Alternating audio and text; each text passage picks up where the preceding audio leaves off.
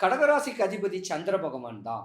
இருந்திருந்தாலும் 2025 ஏப்ரல் மாதம் செவ்வாய் பகவான் வந்து உங்க வீட்ல பிரதிபலிக்கிறாரு. பகையான இடத்துல இருக்கிறாரு. உங்களுக்கு அண்ணன் தம்பி சொத்து பத்துல ஒரு பிரச்சனை வர்றதுக்கான வாய்ப்புகள் இருக்கும். இல்ல உங்க அண்ணன் தம்பினால உங்களுக்கு ஏதாவது ஒரு விபரீதமான ஒரு பிரச்சனைகள் வர்றதுக்கு வாய்ப்பு இருக்கும். இல்லன்னா உங்களுக்கும் அவங்களுக்கும் ஆகாது. அதனால கவனமா இருங்க. விட்டு குடுத்து வாழுங்க. இப்படி விட்டு குடுத்து வாழ்ந்து வந்தீங்கன்னா, உங்க ராசியில வந்து தெளிவான தன்மை கிடைக்கும். மனைவி, மக்களுக்கு உண்டான உண்டான அனைவருக்கும் உழைக்கக்கூடிய ஒரு ராசின்னு கூட சொல்லலாம். படிக்கிற பிள்ளைங்க படிச்சு தெளிவாகக்கூடிய ஒரு நேரமும் உண்டு. நல்ல வேலை வாய்ப்புகளா அமையக்கூடிய வருஷம் இது. நல்ல நேரத்த நம்ம தான் பயன்படுத்திக்கணும். முயற்சி தான் திருவினையாக்கும்.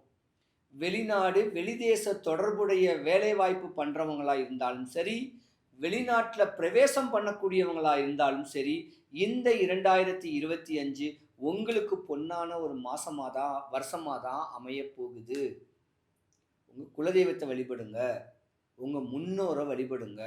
2024 டிசம்பர் மாசம் வரைக்கும் ஒரு 2 1/2 வருஷத்துக்கு முன்ன வரைக்கும் கடகராசிக்கு அஷ்டமத்துல சனி பகவான் நடந்துகிட்டு இருந்திருக்கிறனால, உங்க அப்பாக்கு துர்மரணம் அடையக்கூடிய காலங்கள் வந்துட்டு போயிருக்கும்.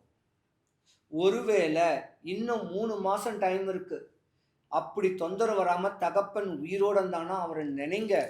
அவருக்கு தேவையானத பூர்த்தி பண்ணுங்க. நல்ல ட்ரெஸ் வாங்கி குடுங்க. அவருக்கு ஏதாவது ஒரு காம்ப்ளிமெண்ட் பண்ணுங்க. அவர் கூட பிரயாணிங்க. இப்படி தெளிவா இருந்தீங்கன்னா, வரக்கூடிய வருஷத்துல எந்த குறையும் வராது.